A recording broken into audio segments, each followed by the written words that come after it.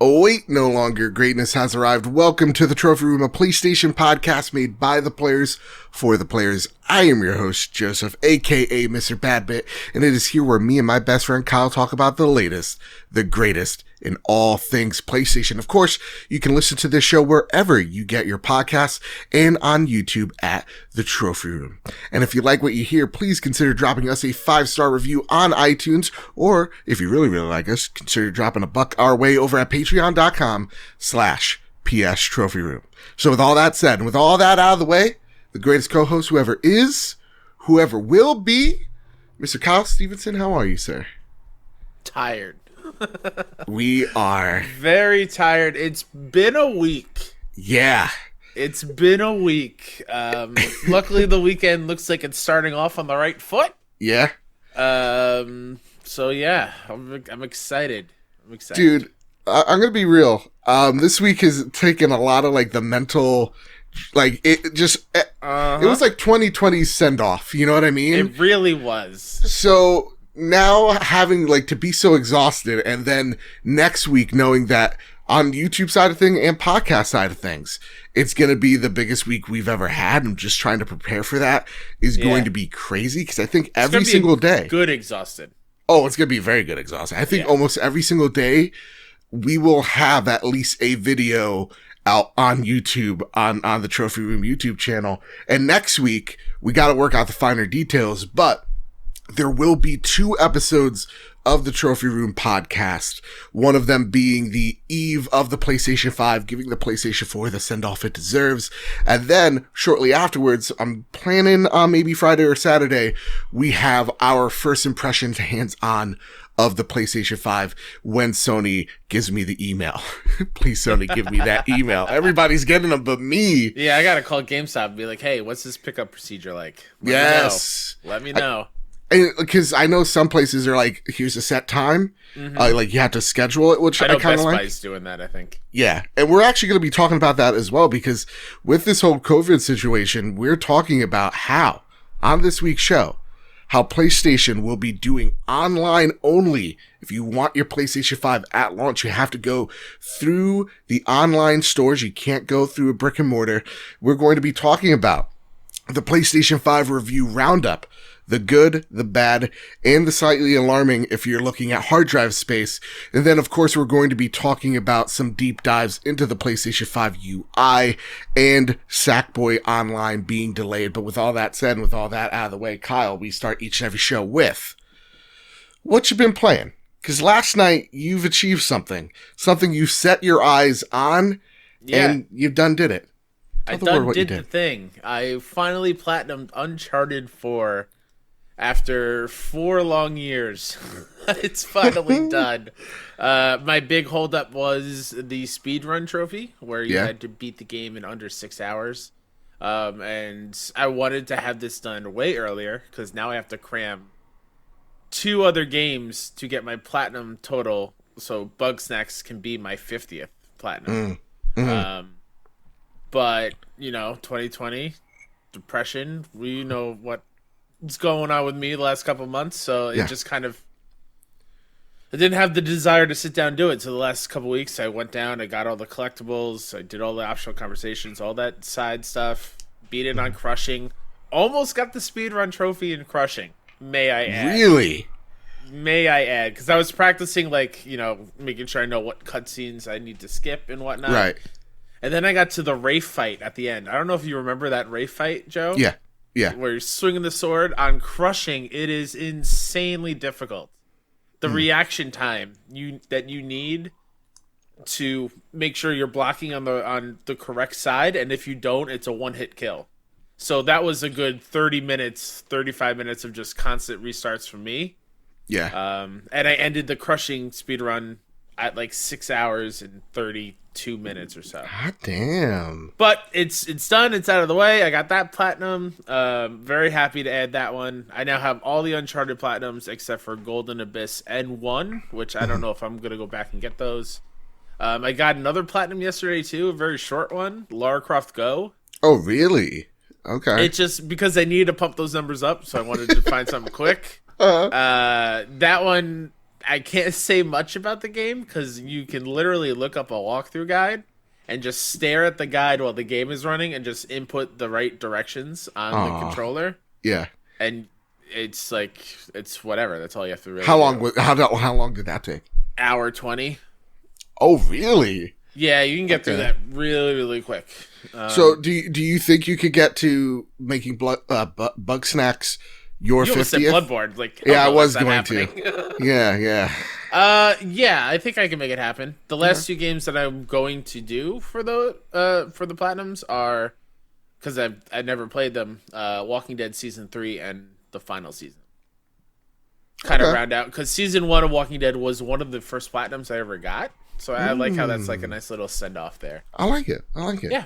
I can't tell you much about what I've been playing, but all I can say is I've been playing Assassin's Creed Valhalla.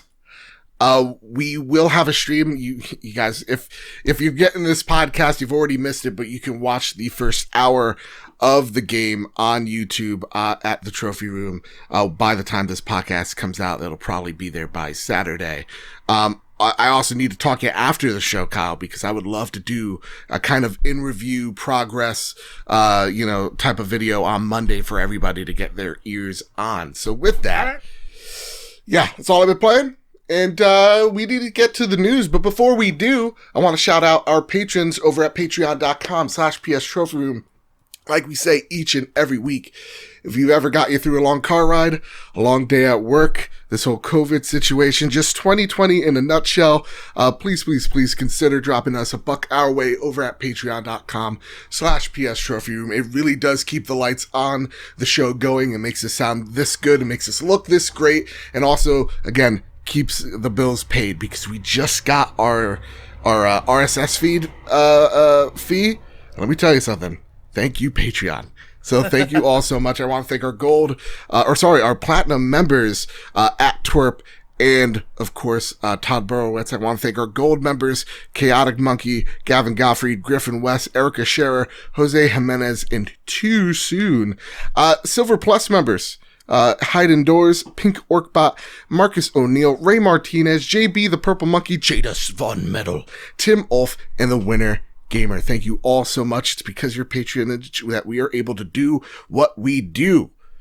With that, Kyle, it's time to square up the news. Really quickly for video watchers. Yeah. If you saw I was distracted, all three of the girls decided to run down the stairs with their virtual classroom on full blast. Like, I didn't just tell them 10 minutes ago I was doing a show. Oh, yeah, we should let you guys know since we are recording the show.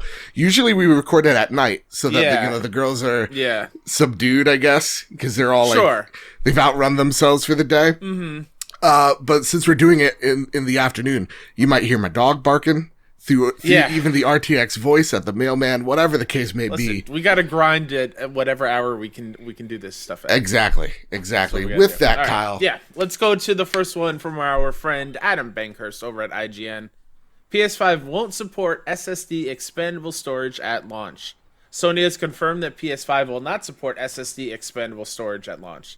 As reported by The Verge, a Sony spokesperson has stated that PS5's SSD expandable storage will be, quote, reserved for a future update, end quote, but no further window was given.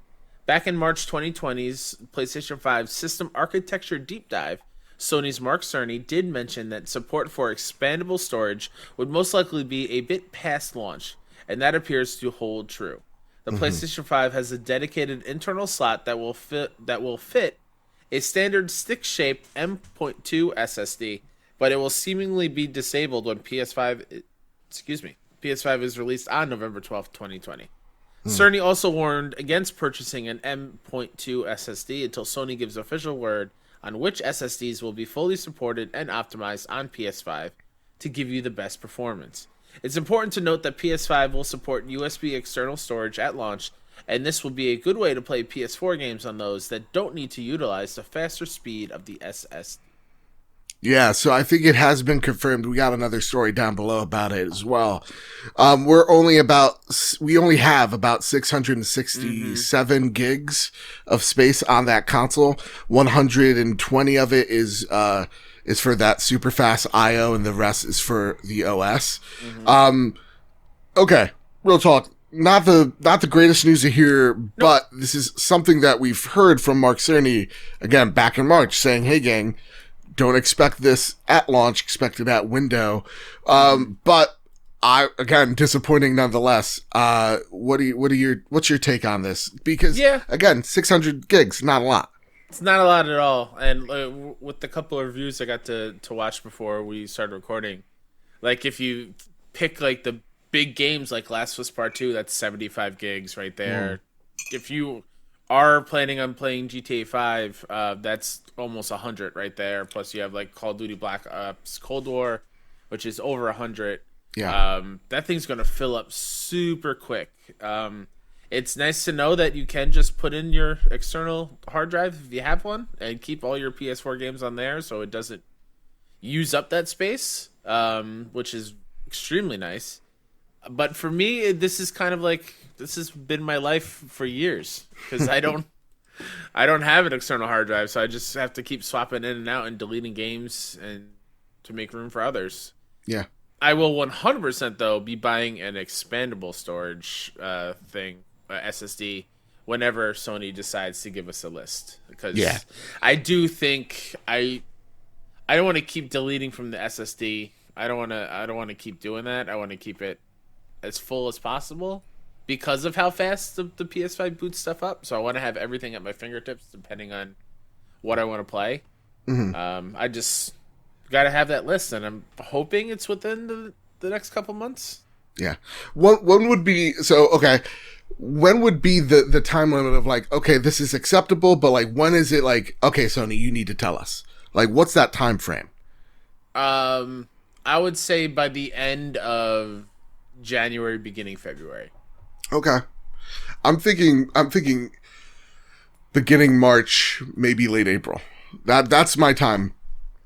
Because look, I get it, and I don't think you need a terabyte of storage or like an expandable storage yet at launch for this console. Sure. You know, there's not too many games out there to fill up that hard drive space, but it is not a lot. Like I feel like right now we are very much getting shafted if you're an Xbox person or a PlayStation person on the storage of these hard drives at the moment. Absolutely. They're just not great. Like Xbox gives you about 800, so a lot better in terms of like, that's like a game or two difference at AAA wise. The Series S is like even lower, right? 375. It's insanely low. Yeah, so like it's not a lot. I do applaud Xbox for at least having something, even though it's like $200 something. So really it does for me. I'm not overly affected, though it's disappointing, because I am not going to do the same thing I did with my Switch, which was buy that 128 gig card for like $100, and now you can get it half the price.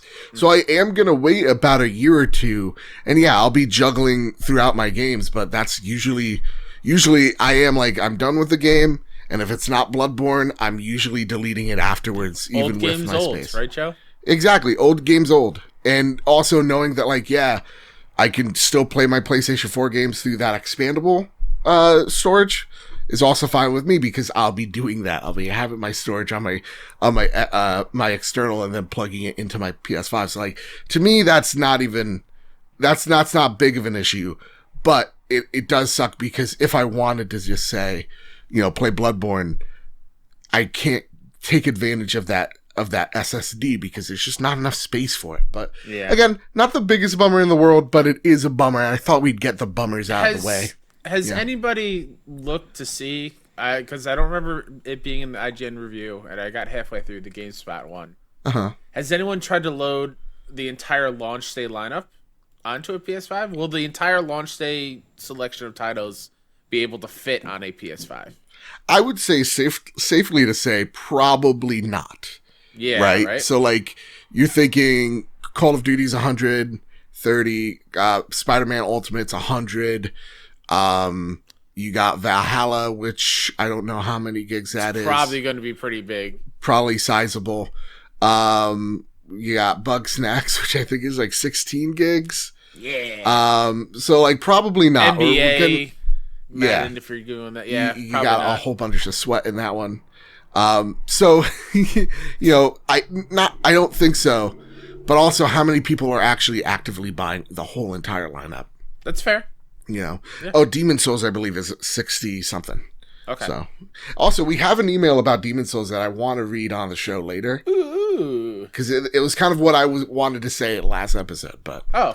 I think his name is Justin. Did a way better job than me explaining it. That said, though, Kyle, the next story on the list. This comes from Sid Schumann over at the PS blog. PlayStation 5 launch day ordering update. Hi all.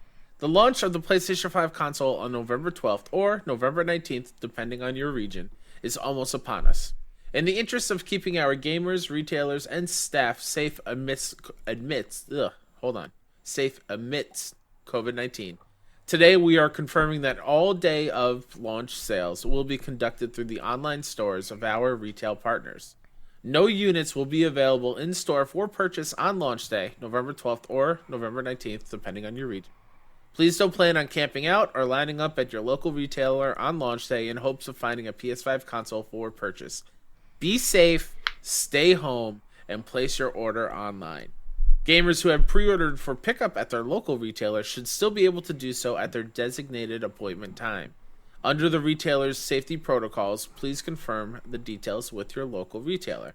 A special thank you to our entire community for your continued support this year. Here's to the next generation of gaming. Okay. Now, I want to get the funny bullshit out of the way. Some people that think that this is a cover-up. Because, oh, my God. Because PlayStation sales aren't going to be that great this holiday season. Okay, sure. Okay? And it's a cover-up. Keep drinking that Kool-Aid. And those illegal ballots. Like, it's pretty nuts. I can't even finish, like, the bullshit. They're sipping the Kool-Aid while they're pouring gasoline on the ballot fire.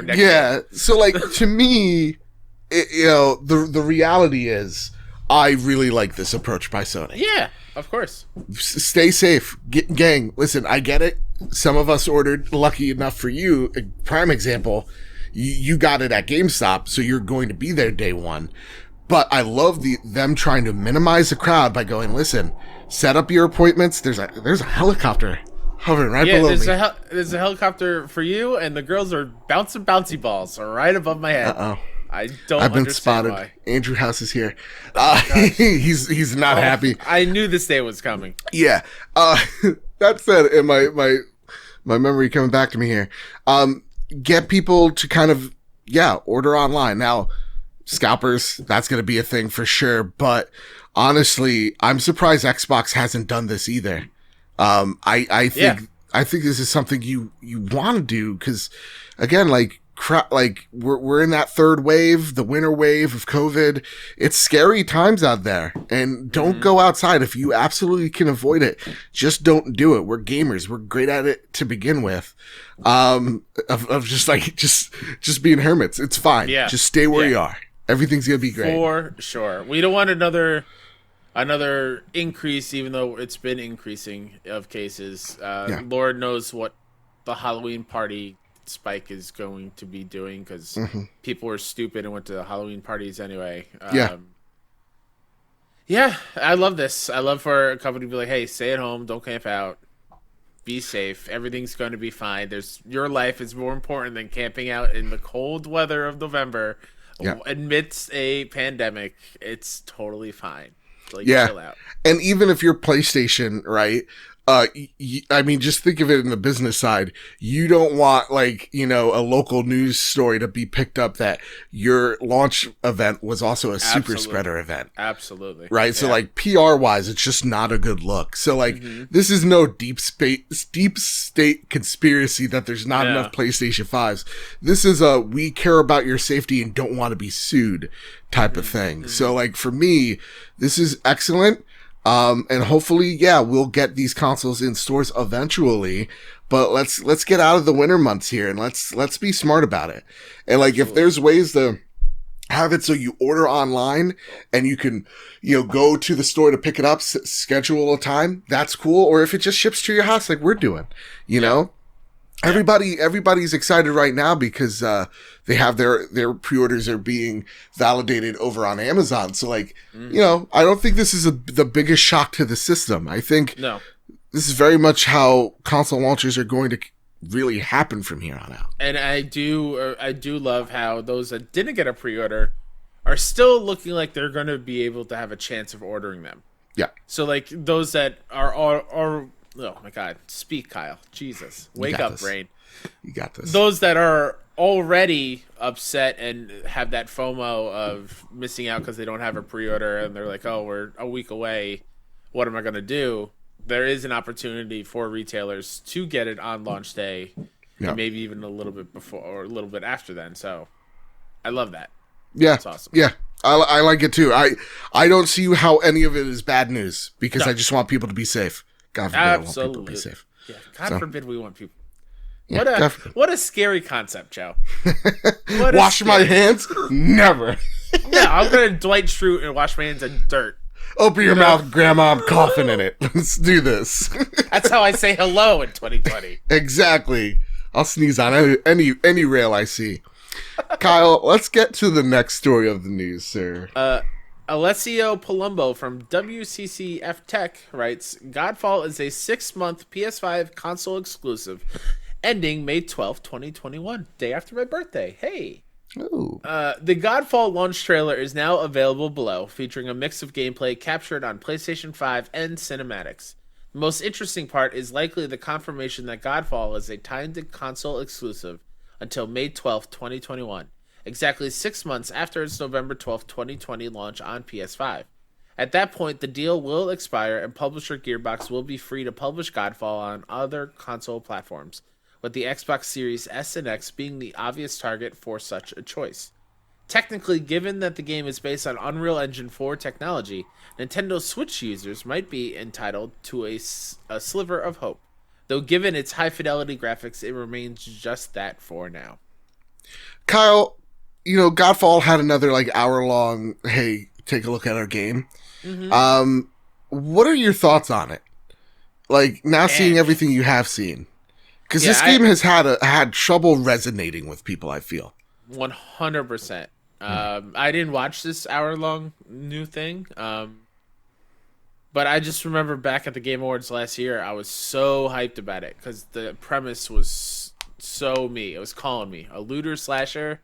Yeah. Hell yes. But now, ever since we saw gameplay, that's dwindled down, and it just feels like you're just walking through hallways and beating up enemies. I don't expect there to be a whole lot of depth there. So it is a bummer for sure. Yeah. I hear the girls upstairs running. Yeah, I'm gonna go real quick. You're gonna at least. Oh man, he's had it. He's had it. He's getting up out of his chair. He was not a happy camper. He's walking up the stairs. He's probably going, "Hey girls, listen. What did I just say? All right? I know I'm your favorite uncle, but that doesn't mean you get to step all over me. Okay? I asked you politely. I'm recording here. I got a show to do. This is my show, not yours. When we're watching Teletubbies, I don't know. Kids are 6 or 7. I don't stand in front of the screen. I respect you. I respect your time. I respect what you do. And that's why you got to stop running up and down stairs because this is my Teletubbies right now. I need to watch this. It wasn't up and down the stairs. They were just literally right above me. They know the exact spot, right? Mm-hmm. And they're just stamping their feet. They're just hitting the ground as hard as they can. Those little shits. I love them, but good God Almighty! I just did a nice span of a ant. It's ridiculous. Well, I want you to listen back to this episode because I pretty much acted out how I think you would tell them to, shut up or you get the hands, I would never. I like Jadis, I think. So no, Jedi Master Ren's listen, kids are great, on the Discord's I love my kids, this, that, the other thing. And I'm just reading this and I'm just this is a manifesto of a liar, Kids giving you happiness. I've never heard of it. You know what does give me happiness, Kyle? What? The fact that more people get to play Godfall in about 6 months. Yeah, for sure.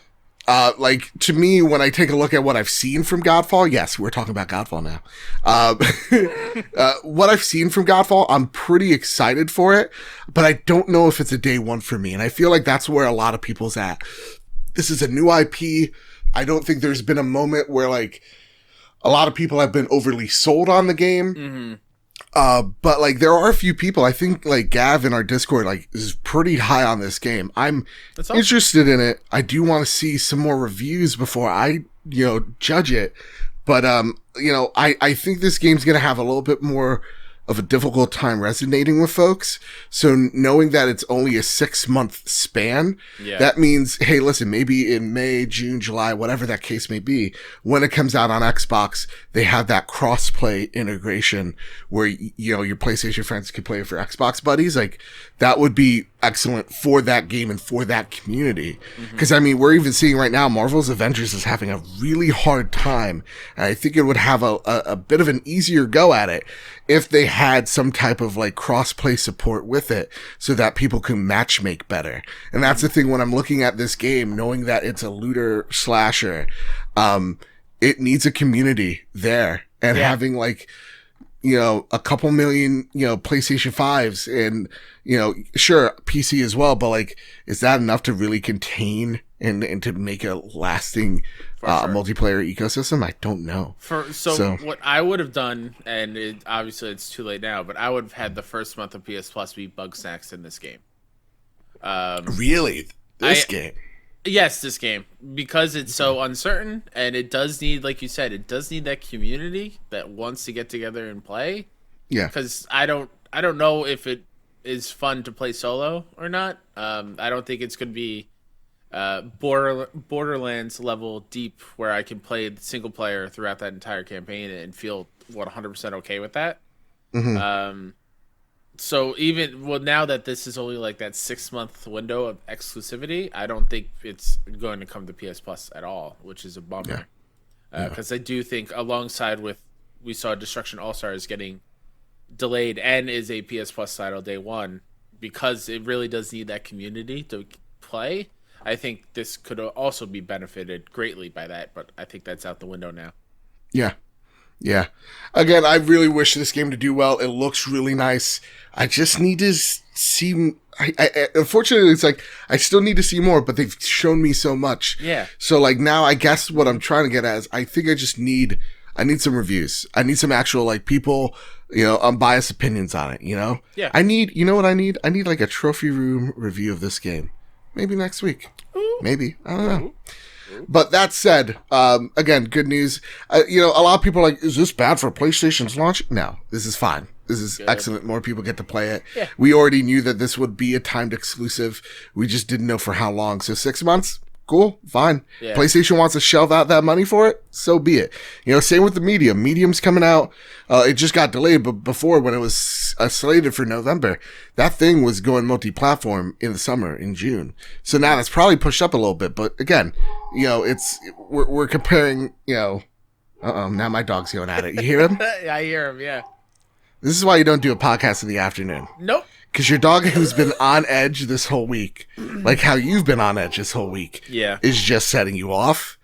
And now how do I go downstairs? How do I tell him, hey, I got a podcast to run and you're really being disrespectful right now? What's your dog's name? Marty. Listen, Marty. Chill out. I'm trying to talk PlayStation. Go lay in your bed. Okay. Here's a dog toy or no, if I give him a treat, I'm rewarding bad behavior. We call them cookies in our house. Our dogs, for dog treats, it's cookies. So you know how everybody has names for like their dogs, right? Like cute nicknames. Like I call them Moose. Like I call them Moose. Oh, yeah. Yeah. Sometimes I like to give them like I like to give him fancy regal names. So what I've now started calling him is by his long name, which is Martibus Flartibus. And so when he's in trouble, I go, Martibus Flartibus the Thirdibus. Knock it off. So maybe that's what I need to do. Yeah. He heard you. That's why he stopped. Yeah, he was just like, uh-oh. I heard Joseph getting regal. I must settle down. Kyle, here's some stuff that I'm pretty excited for. Yeah. Let's talk about the PlayStation 5 review roundup. We have it from, I believe I took this from 4 separate places: Polygon, GameSpot, Bloomberg, and GameIndustry.biz. Yeah. Giving us a rundown of the PlayStation 5. So take it away, good sir. First one comes from Polygon. The PlayStation 5 has definitely met and has the potential to exceed my hopes and expectations for the next generation. The first taste of higher frame rates and ray tracing has been fantastic, and the load speeds are absolutely wonderful. New UI elements such as activities and control center also make everyday tasks easier and open up new opportunities as well. There's still a decent way to go in improving on things such as cloud saves and storage options, which will hopefully be rectified as time goes on. This next one comes from GameSpot. At launch, the PS5 is an excellent console that paves the way for a promising future where gaming experiences can evolve in interesting ways, and the process of experiencing them is streamlined. Its custom SSD, unique DualSense controller, and powerful specs draw a distinct line between the last generation and the next. Faster loading times and system features like the PS5's activities make the SSD feel essential, while the DualSense's substantial feedback makes a strong case for moving on from the DualShock 4. Of course, the performance and visuals that the PS5 is capable of pushing offer excellent experiences no matter what graphics mode you prefer. And even though its backwards compatibility implementation isn't perfect, it's still exciting to know that I can play most of my PS4 library on this new console with few, if any, issues. I even tested Guitar Hero Live, which works very well. With what we've seen so far from the console's hardware and games like Spider-Man Miles Morales and Astro's Playroom, this next generation has the potential to be great for PlayStation. This next one comes from Bloomberg. The PlayStation 5 is an impressive machine, but even with its advancements and standout controller, it's hard to recommend the purchase of a console this year. Whether it's the new PlayStation or Xbox, most gamers would be better served waiting a year or two. By then, the hardware will probably be available at a discount, and there should be a decent library of games you can't play elsewhere. And GI Biz, GamesIndustry.biz, writes, over the last 5 years, PlayStation has established this identity as the purveyor of huge, expensive blockbuster games, and PS5 is the console manifestation of that. For studios making those sorts of experiences and gamers who enjoy those products, this machine is purpose-built for them. So, those are just a sample of some of the rundowns that we've had through the industry about people's thoughts and impressions of the PlayStation 5. Most of them rather good, right? I see a lot of like 8s or 9s, which is always really weird when like they're rating a console. Yeah, because it's like I don't understand it. And I think a lot of the stuff from the IGN review specifically, where they're like, oh yeah, those game help videos, they're not really available right now, so like we don't know, or like they're not really we don't know how they'll be implemented in the future, so we can't really score it on that base. A lot of the reviews that I've quickly seen, a lot of it is just like, it's so big. Look at it. It's big. I think the GI Biz one is the one that makes me most excited from the ones I just read. Just because it's like, if you want those huge blockbuster games, the PS5 is made for that purpose. Yeah. And that makes me excited. As much as I love my indie games. Mm-hmm. I cannot wait to see and experience Miles Morales from beginning to end. Mm-hmm. And just like have Insomniac go all out. Like, it's gonna be great. Yeah, I think a lot of reviews, you nailed it. I think for the most part, everybody's like, yeah, what we're seeing, and I think the one thing that has been constantly, the drum that's been banged the most is the controller is the next gen thing. Yeah. Like, this is not a gimmick. This is, they got something here. Mm-hmm. This feels next gen. And then the other side, the negative things is, this thing is too big. Yeah. This thing is unwieldy. The design is flawed. And I'm going to be honest. I really do think, like, seeing more and more reviews on it, seeing that stand, you should not need to have a stand in order to lay it sideways. Mm. You know what I mean? Like, it should just be, as much as I love the look of the design, it is flawed. And I do think it definitely is going to be changed up a bit. And shrunk down as the time goes on. Cause I think that is a legitimate gripe. Like, this thing is massive. And I think when, you even had the side-by-sides of the IGN one of like all the consoles prior, it's like this thing it's not even just a little bit bigger. It is a lot bigger. And I think that is something that, though I think some people kind of go over and beyond about, I do think that is a reasonable gripe to have with it. But I also don't think that gripe matters when you have God of War, when you have Horizon Zero Dawn, when you have Last of Us, Ghost of Tsushima, like the list goes on. I saw a tweet earlier going like, if Microsoft is the Netflix of games, PlayStation Cinema. And so that GI thing, where it's just like, yeah, this thing is purpose built for people that want those blockbuster games. That's the thing that has me excited because I am on the PlayStation ecosystem for Spider-Man, for Demon's Souls, for Ratchet and Clank, right? So like for me, knowing that, and I think one thing that I've said is like this console is very much, they've listened to the community, right? They took out a list going, hey, what are the biggest issues with the PlayStation? Okay, the fan's too loud. Where every review will point out the fan and this thing itself runs exceptionally silent. Undetectable. That's awesome, right? And the heat, the heat sink in there does its job extremely well. Okay, you want, to be immersed in your games. Well, that Tempest sound is something. That ray tracing is something. That, that controller is something. I cannot wait. I'm playing Assassin's Creed Valhalla, and I keep saying to myself while playing, I cannot wait to be playing this on PlayStation 5. Because when I even consider the loading times of certain games just being almost or just practically eliminated.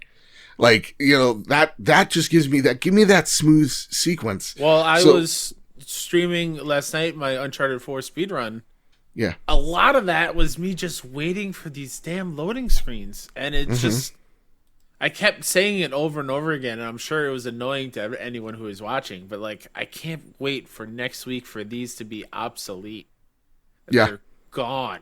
I don't have to wait for a thing to load and take minutes to reload. Man, I'm so excited for that. Yeah. I'm that's what I think I'm the most excited for as well. Cause when you're getting to near most of these games, coming towards the release of this console, having to wait by those loading screens, it seems like they're sneaking more and more of them in there. Yeah.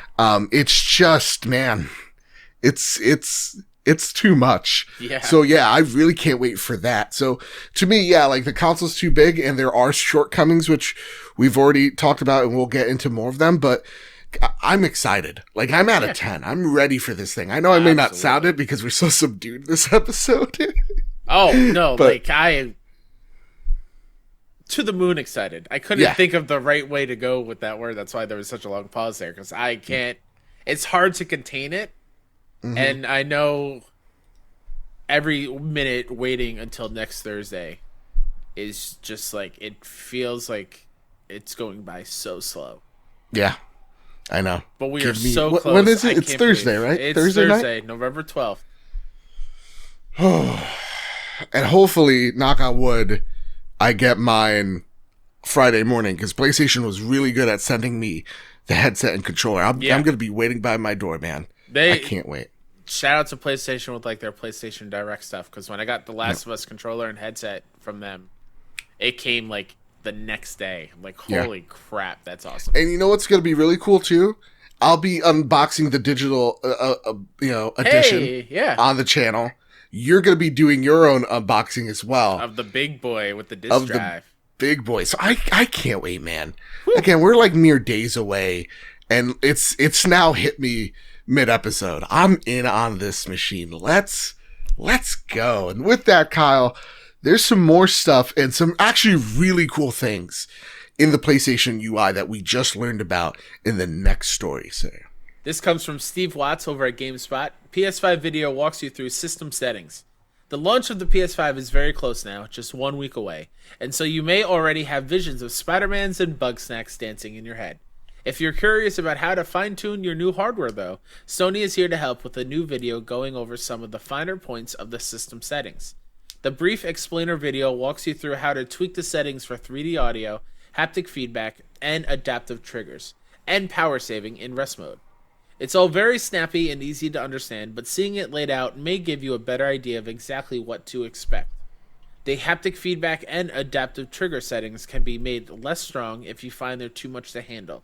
The power setting is set to optimize experience by default, which gives you some handy features like remote power on and auto updates, but it uses more power. A low power use setting turns off those features, but runs at much lower power in rest mode, or you can customize some mixture of both. The 3D audio might require the most experimentation, as Sony notes that you may need to try the settings to see which one matches your ear level. And this little blurb to add to that comes from Timur Hussein from GameSpot. By heading to the settings section of the PS5 user interface and selecting Save Date and Game App Settings and then Game Presets, you are able to tweak certain options so that they are communicated and applied to your games. You can set your preferred difficulty level, whether you want to play in performance mode or resolution mode, if you'd like your camera controls inverted, and if subtitles are on or off by default.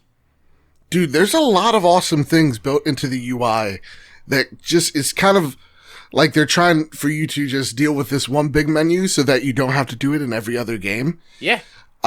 Like I do like the, save date and game app settings, game presets, being able to be like, hey, listen, every game I want to play on normal. So I could even just skip that menu and then games are just tailored to that experience. Yeah. What's some of your favorite features here that you're seeing? I think setting options for games on a system level is really awesome. Because I want to get straight into the game, even though I have to break the habit of going to options first when I boot up a game now, in this case. That's super exciting. I love that you can really customize pretty much everything. Whether the haptic is too much for you, the 3D audio is interesting. That's something I'm actually super excited to finally test out, because if you listen for a long time, I don't use headphones when I game. And I'm going to try because they are making an emphasis for 3D audio, and I want to see how that is experienced. Being able to fine-tune that is great. Just level of customization. Sony really went all out. Yeah. I know I know the Blind Gamer put out a video. Who he talked about in depth. If you're interested in the accessibility, I'll try to put a link in the description. There are a lot of options here. Some still missing, but it's a good first step from Sony. And yeah, seeing them going, okay, listen, if you don't like the adaptive controller or triggers or whatever, you can actually set the vibration or set the haptic settings. That's a really cool thing. Having the 3D audio. Yeah, this is the reason why, Mark Cerny wanted our ears so bad. Getting the best sound possible. Have you gotten your ears back, by the way? I haven't gotten mine back. Yeah. I don't know if they're mine, but yeah. I said him, he brought it back to me. Mine are mismatched. I think some got mixed up in sorting over at the Cerny household. God, that man needs to learn how to use words better. But that's really cool. And yeah, setting it so that I could just go, every game I want to play it on performance mode, that's even better for me, because again, it's just skipping all the little menus. It really does seem like PlayStation just wants you in on the experience, in on the ride. They don't want you as least many menus as possible. They really want to put you in the experience. So I really, really dig that. So far so good on the UI systems and such. I think this is fantastic. Are you going to go performance mode at a system level? Because I'm pretty sure I'm going to be resolution. For me, I'm thinking resolution as well. Yeah. Because I want to see that ray tracing. Absolutely. So that's the thing I want. I think when it comes to Demon Souls, where I know there isn't ray tracing there, I might do performance. Okay. So yeah, some games will differ, but to me, I'm always going to stick to resolution unless it takes away ray tracing. Because if we've seen anything that we've seen out of Spider-Man so far, it's going to be really impressive. So yeah, I'm all on board with that. With that said, though, there are things in the UI that, let's be real, kind of suck, and it's in our next story. The PS5 doesn't let you store PS5 games on external hard drives. This comes from Shannon Grixey from Press Start in Australia. One of the more surprising things that I found when reviewing the PS5 is that it doesn't seem to support external hard drives for PS5 games. It was already confirmed that the internal SSD drive wouldn't be working at launch, which I also found out after trying a Samsung 980 Pro myself. When plugging an external hard drive into the PS5, it's made pretty clear that you can't store PS5 games on an external with phrases such as, quote, you can install PS4 games to extended storage and play them directly from there, end quote. At no point is it ever mentioned that you can store PS5 games on the external hard drive. When trying to move games to the external hard drive that I had plugged in, only PS4 games showed up, which was consistent with that initial message. One saving grace is that you can automatically set the PS5 to install PS4 games on an external hard drive, so that's pretty handy. This kind of sucks, right? Like, we have only 667 gigs of space. I would like to shuffle games that maybe I know I'm not going to play right now, but maybe I need space for, and I could kind of like, let's say Destiny 2, right? I know I'm not picking up First Light yet, but I'm going to pick it up eventually. I would love to have the ability of swapping that into my external. Then when I need it, swapping it back that way. I know Xbox does that. I kind of expected the same from Sony. What are your thoughts on the lack of PS5 games on the external? Again, you could put all your PS4 games there, but you're not going to get that same speed boost if they were on the SSD. I mean, it is pretty shitty for those that are thinking the way you are of wanting to like keep games on that hard drive and be able to move them back and forth when you need them. Yeah. Once again, for me, it's pretty much like a non-issue for me because I'm used to just deleting things and reinstalling when I need them. Digital, I get that's probably a huge bummer. We don't know really how fast download speeds are on this new PlayStation. Hopefully it's pretty quick. And so it doesn't bother me too much. I do think it's a bit of an oversight, but it does to me show that they really are making sure that it is accessing that SSD at all times, that super fast one. So the fact that it's going to be moved to a potentially slower speed hard drive, they're just basically like, hey, let's just block it off and not do that because the SSD is so vital for these games anyway. Yeah. The one thing that I think is the most tragic, and honestly the biggest deal here is, and this comes from Lance McDonald. Okay. Embargo is up and I'm allowed to talk about the PlayStation 5 back compat now. All I can say is Sekiro is 60 FPS. Dark Souls 3, 60 FPS. It's locked at 30 on the Xbox Series X. And Bloodborne is still 30 frames per second with bad frame pacing. Uh-oh. How dare you? How dare you treat us, PlayStation? How dare you disrespect the game of the generation? That's Bloodborne. Locking it behind 30 FPS. Now, are the load times improved? Sure. Is that a big deal? Absolutely. Is that good enough? Yeah, sure. Should I expect anything more? I shouldn't, but I am. Gotta wait for that Bloodborne remaster. A lot of people are saying that seems to be maybe the case, that there's more to it, but that's the biggest bummer here. Now, okay, there's something here when it said shifting between libraries that caught your eye. Because you can shift between PS5, PS4, but there's also a column for PS3 games. Yeah, and I noticed it on the IGN video review, because again, that's the only one that I watched. Yeah. When they were talking about like your library of games and being able to sort by system, it had PS5, PS4, and then a checkbox for PS3. What does it mean? What are you doing, Sony? Is there more to backwards compatibility than we expect, or is that just like the ability to download PlayStation Now games and have PS3, PS Now games on your system, and maybe that's what that means, which is a possibility, but maybe it seems odd that it is there, right? And it's not just PS5 and PS4. Yeah. I like a good conspiracy theory. I'd like to put the tinfoil hat on for just a sec. I'd like to tell you that maybe... Here's some Kool-Aid, Joe. There you go. Take a couple sips. I'll sip it. It seems like everybody's doing it nowadays. Let's do it. But like for me, I don't know if this is... I don't know if this is like a smoke screen or whatever. I don't think PlayStation 3 is coming to backwards compatibility. Mm-hmm. But it is strange to see that. You know, as even a tab. Maybe it is like for PlayStation Now titles. Yeah. And maybe that's why it's there. But then why isn't PlayStation 2 games there? Because you could play games like Dark Cloud there. So like, we've really... Gang, what do you guys think out there? Do you think that there's some type of hidden conspiracy here that we're going to get some PS3 backwards compatibility? Or this is just a simple programming error and that it'll be probably patched out by launch? Let me know in your comment section down below. Somebody in Sony is just trolling, like, I'm going to put PS3 and make people upset. And people who do PlayStation podcasting really worry about this thing that's not really an issue. Yeah. And it's not really happening.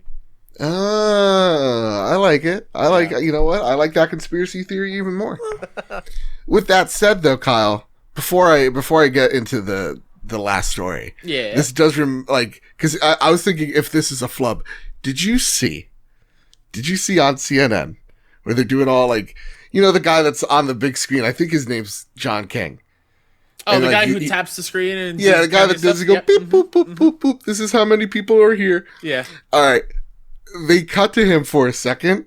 And I thought this was photoshopped. Apparently, this is real, and I'll believe anything that's on the internet. There was a tab for Pornhub that popped up. I swear to God, Kyle, you look right now. And you just see him, like, the camera flashes to him, and he sees it. He's obviously alarmed. He just goes, he taps the X. But it's just long enough to, like the producer caught it. Oh, my God. Let's they were like, real. Switch to John. Oh, wait, switch back. We've all had those moments of panic. Whether a thing popped up on your phone and you weren't expecting the volume. You forgot to flip the Bluetooth settings off. Yeah. Someone in college walking into your dorm room when you're looking at certain Never sites. On national TV have I seen Never that. on national TV during the most watched election thing ever. On a giant screen that is only supposed to be used to show how many people are in what counties. What are you doing? And now I'm just like, what else is on that big screen? Right when I saw it, I was like, this could just be... in between when he's not on screen? I hope running? It's the wholesome route. He's just doing Angry Birds. But how crazy. So, like, it could just be a flub. Like that. So, like, that's why I'm not reading too much into it. Yeah. But, yeah, like... Oh, I see what you're doing there. I'm trying to bring it back to games. That was a long...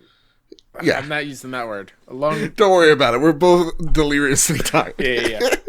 But, like, the point is, at the end of the day, this does suck, especially for, like, storage. But at the end of the day, it's still not the biggest deal in the world. It's just like a ding in the armor. You know what I mean? But something you guys should be aware about if you're switching to PS5 next week or in the weeks to come or months or years even. Important breaking news. That clip is not real. No, don't fact check me on air. Damn it. I wish it was. Sorry. I've never been more disappointed. Because you see his face go. Damn. So you're telling me all conspiracy theories are fake now? Yes. Every single one of them. I don't know about every single one. Which one? What conspiracy theory do you think's real, Kyle? Yo, Bigfoot's real. You really do think so? No. If you talk to my dad, though, he'll tell you it's real. He's like, I've seen him. I've stared eye to eye with him. The amount of Bigfoot shows we have recorded on our DVR here at home is alarming. But let's get to this last story. Let's get back on track for PlayStation. Yes. Online multiplayer comes to Sackboy: A Big Adventure later this year. This comes from the PS blog. Hi there. With the release of Sackboy: A Big Adventure a little over a week away, I wanted to share some news regarding online multiplayer functionality. We've made the difficult decision to delay the full online multiplayer functionality within Sackboy: A Big Adventure. The team have been working hard to ensure that online is the very best experience it can be for players, and we just need a little more time to get it right so you can enjoy it to the fullest with your friends and family. Online multiplayer functionality will instead be coming via a patch by the end of 2020. Account for PSN and internet connection required. This patch will also include cross-generation multiplayer where PS4 and PS5 users can play together, game save transfers from PS4 to PS5. On launch day, you'll still be able to enjoy Sackboy with your household in offline couch co-op party play. 2 to 4 player parties can play through the whole game, including unmissable co-op only levels. Oh, that's the end of the sentence. Good God. Unmissable co-op only levels. We understand this will be disappointing for those of you hoping to take advantage of the online multiplayer functionality at launch and appreciate the patience. Thank you for your understanding, and we look forward to celebrating the launch of Sackboy: A Big Adventure with you all next week. I really hope that the trophies aren't tied to the online multiplayer portion. Agreed. That would be a big bummer. That's why I put this story on the list. So, yet again, we're seeing how COVID affects things in games this year, where we're seeing more people like The Medium just delay their game. Cyberpunk, no surprise, is delayed till mid-December. And then you're seeing things like this, right? Like, having portions of the game being kind of waited until later in the year, which is so weird. But, I don't know. What are your takes on this? Is it a bit disappointing, or are you just happy that you're going to get your hands on it at launch? I mean, I am happy I'm going to get my hands on it at launch, but I am bummed because I think I wanted to play this game during Extra Life with a friend, and now that that's not going to happen, is a bummer. I'm still so excited for this game. It is exactly what I want from Sackboy and the Little Big Planet. It's just give me levels to play. Like, I'm not too big into creating the stuff on my own. I just want to play as Sackboy and these cool levels and whatnot. My only question when it comes to Sackboy is, do I buy the PS4 special edition so I can get all those skins? And do they transfer over to PS5 eventually? That's been, I think the only way you get them is through the limited edition, but that's the only, that digital deluxe. Yeah. Which is a bummer. It is a bit of a bummer, isn't it? Yeah. Because I can buy my standard PS5 edition of just physical, just a game, and I won't be able to get those outfits, or at least not right away. And by the time they do come out, I'm probably done with the game. Yeah. So it's a stinker, for sure. Yeah, for sure.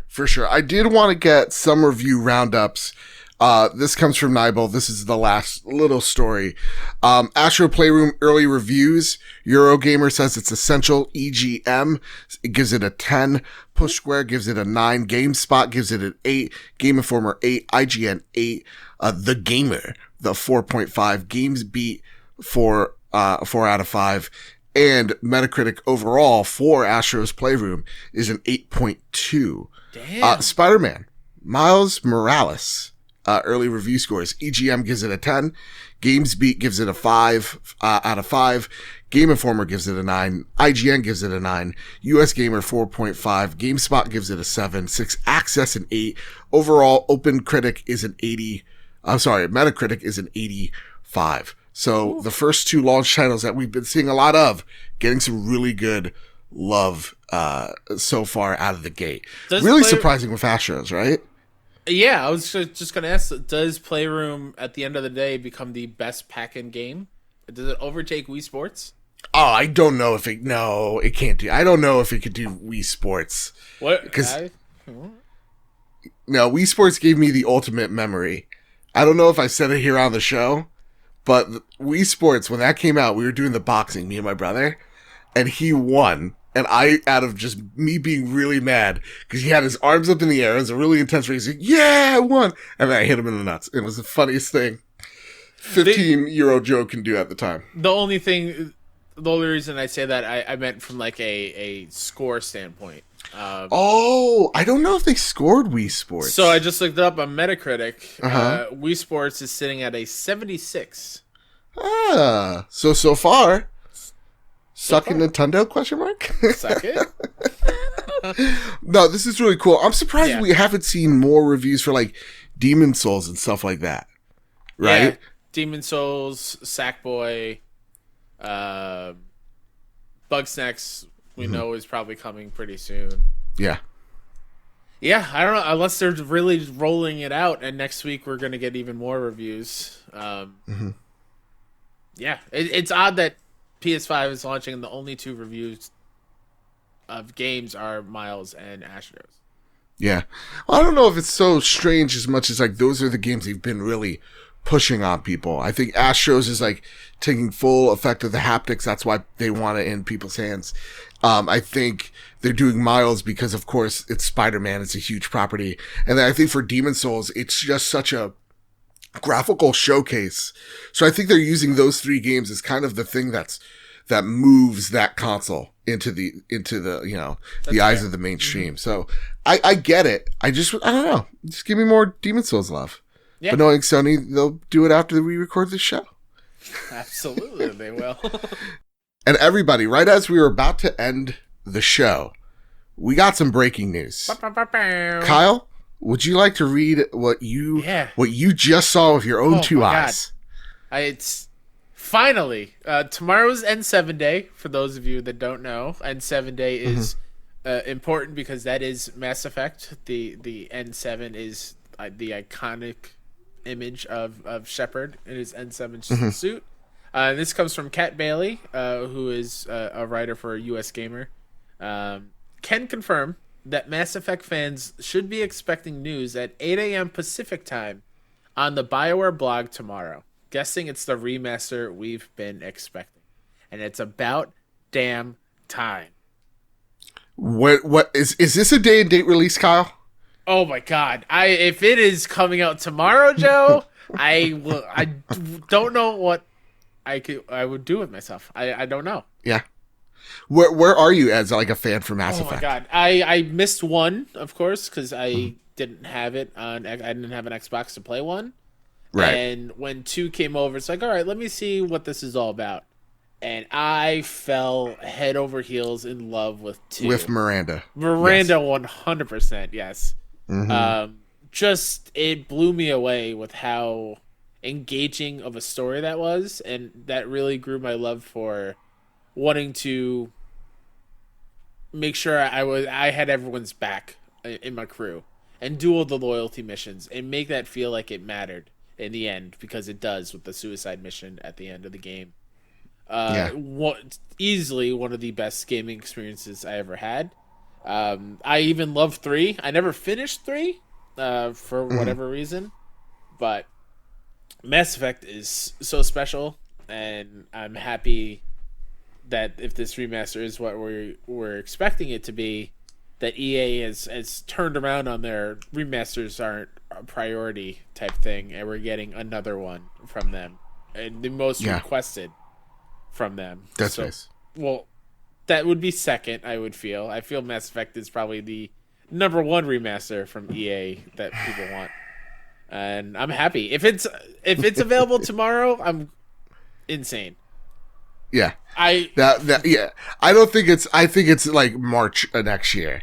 Like, I definitely think it's that. I think you're going to get a blowout. They said the whole original cast is going to be there. I'm thinking like, I wouldn't expect Blue Point level of remake, but I do think in like some games are going to get that remake-esque treatment more than others. So like, I definitely think we're going to see more of the controls of Mass Effect 2 and Mass Effect 1. You know, I think we're going to get something smoothed out in Mass Effect 1, like the Mako driving, which is awful. You know, I think we're going to see that level of care. Yeah. I would love to see like a Master Chief collection of the of Mass Effect. Yeah. You know, where like, again, like you could maybe toggle between next gen graphics and like the previous do what Tony Hawk the did 6th generation, or NC Trilogy with Crash. Like those are the gold standard. Yeah, and this can't be cheap. And especially for Mass Effect, it needs all the love that it could get right now. I'm super pumped for it. Mass Effect 2 is one of my most beloved RPGs of all time. And I would love, if what I'm saying is correct, and I have that crystal ball, if Mass Effect 2 gameplay is in Mass Effect 1, I am very happy. Because I could not get into Mass Effect 1 because the controls were just booty for me. So, yeah, I love to see this. This is really awesome. I can't wait because, again, Mass Effect fans, y'all need a win and deserve it as well. Yeah. Also, some more breaking news. Uh-oh. Charlie Intel, they cover all things Call of Duty, goes, PlayStation players get for just being a PlayStation member, PS Plus member? Yeah, PS Plus member. You get 5 extra tier skips when buying the Battle Pass bundle, 25% extra weapon XP when playing in a party, either other PS or cross-platform, and exclusive monthly double XP events. So that's pretty cool. If you're looking to get Call of Duty on PlayStation, that's the safe bet. And before we go, we do have a bit of Andy House's snail mail. Each and every week, you can, tweet at us at PS Trophy Room. You could write a strong worded letter over at Discord, or you could pen a letter over to Andrew House. I read it on the show. This week, though, I was checking our inbox. Okay. And we got an email. What? So I guess you could even email us at pstrophyroom@gmail.com because I am too cheap to get a domain name. A brief thoughts on Demon Souls easy mode. This comes from our good friend Justin. He goes, "Hey guys," and this is a long one. This is a doozy, but I felt like we needed the other side on this, and I didn't do a good job. And I think Justin really kind of takes in what I was thinking from last episode. Hey guys, I was just listening to your latest episode discussing the ever-present topic that comes with each new entry about if the game should have an easy mode. And I had to chime in. Speaking as a Souls fan, and the following will come off as an elitist gatekeeper, no matter how I frame it, but I'll try to summarize why this game shouldn't make any attempt to cater to anyone. The difficulty of these games is not like other games, which have simple settings that determine a player and enemy health. These games are not designed to be played with more or less health and damage dealt received. It's for the reason that I argue that the game would be affected for me, who plays this game for a very specific reason. The game itself literally revolves around patience, recognizing patterns, and being uneasy with lack of knowledge. The point is being thrown into the deep end and seeing if you have the perseverance to learn how to swim. Many games used to be like this, the NES era.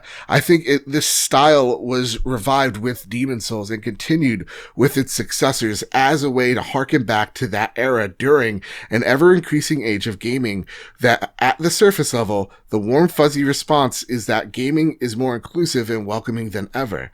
When in reality, it's actually about selling as many copies of a game as possible to the widest audience it can reach.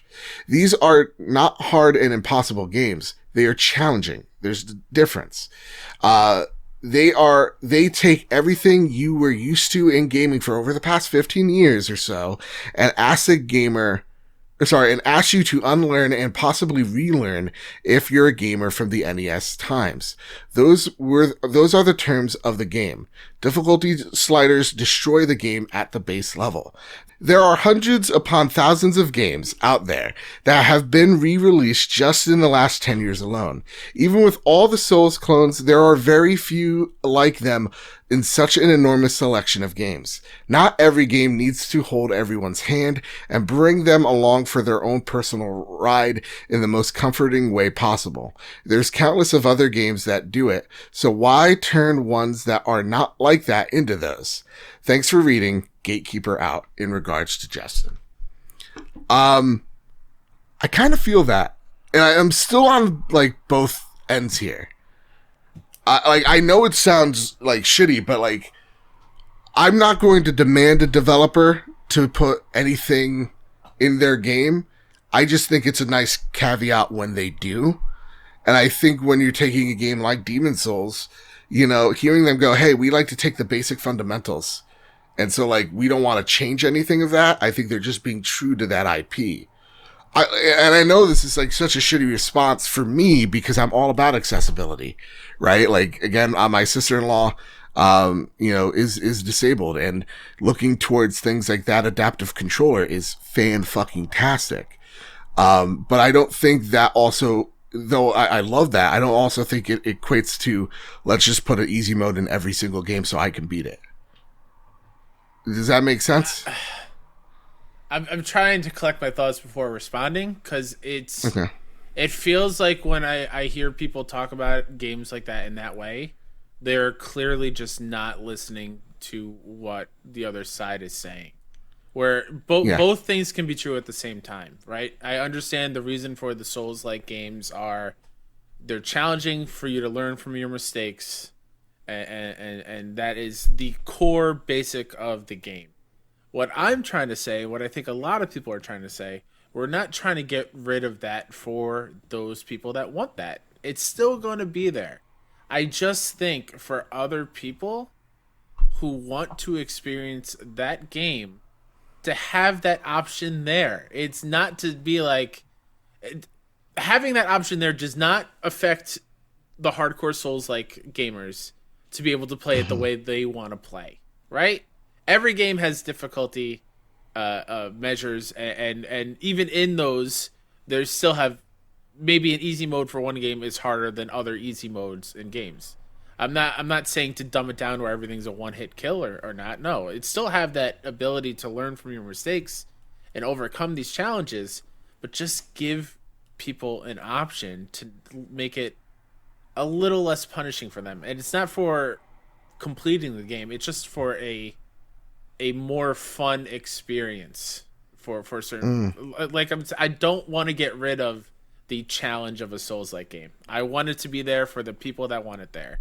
I just want an option. I think there has to be, and it's weird because like I understand what you're saying. I also understand Justin's thing of it's like, but like the game is supposed to be challenging. Yeah. This is like. But again, some people's medium difficulty, that is challenging for them. Right. But like at the same time, it's built into the genre. Like that's what it, like a Souls game. What is it defined by? You know, it is defined to an extent by its difficulty, that it does challenge the player. Whereas, like, I get what he's saying. Yeah. Like, you know, I totally get it. It's just like, there's other games that, like, if you want that, like, you know, like, let me hold your hand, let me just do very easy. Like, Horizon has, like, a pretty much, hey, just do the cutscene mode. Like, there's games that do that. And he's saying, but does every game need to be that? But that's not what I'm saying. I don't want just a cutscene mode for Demon Souls. Mm-hmm. I just want it to have an option for the people that want it, for just to have a little bit more timing on dodging, or a little bit here and there, just a tiny little bit, a little more forgiving. I'm not trying to destroy the system here. I just want to make it to be a little bit easier for people that want to experience it. It really is like you look at a window and be like, oh boy, I want that thing so bad. And then your parents look at you and go, oh, you can never get that. You have to be a certain status in order to be able to have it. I mean, I'm not a good gamer. I do it. I'm not saying that. I'm just saying that is how I take that stance of like, oh, you want that shiny new toy? You can't get it. That's for everyone with an income over 20,000 plus. A month or whatever. Well, I think so. Like when you're like, oh, just like, hey, make it so like I can parry a little easier. I could, you know, or like I have a bigger window to do that. That is affecting that game on a different level. But at the same exact time, I understand what you're saying, because it's just like, it's just an option. Yeah. You don't have to do it. Exactly. And so I would maybe there's ways to reach this thing where it's not so, like, I guess, I wouldn't say blatant, but like, hey, here's like a item you can have in the game that makes parrying give you a little bit easier. Of a buff or something. Yeah. And maybe it gives you a takeaway for the other thing, because like, yeah, like Father Gascoigne wouldn't have been a memorable boss fight in Bloodborne if I beat him really easy. Sure. I think we often applaud Souls games for having some of the best boss fights in video games, and they're some of the best boss fights because they're challenging. You know? I mean, so I could also go on that side where because this just popped in my head, I want to get it out before I forget about it. Yeah, go. If you go the route of like extending parrying time or expanding dodge rolls, then add more HP to that boss to make it so it's still the same kind of tough fight, and you still need to be able to get those timings down, even if it is you have that more buffer to do those things. Just make the health and the fight a little bit longer, so you do have to continually keep doing that input at the right time to get through it. Yeah, it is just a strange situation that game finds itself in. Yeah, because it or that series, because like I want more people to play Bloodborne. Like I'm on that level of like it doesn't affect me too much, but like at the same time I do understand where Justin's getting at, where it's like, dude, not every game needs to be for everyone. Not every game needs to have this, that, or the other thing. There's some things that are defined by their gameplay, whether it's challenging or not.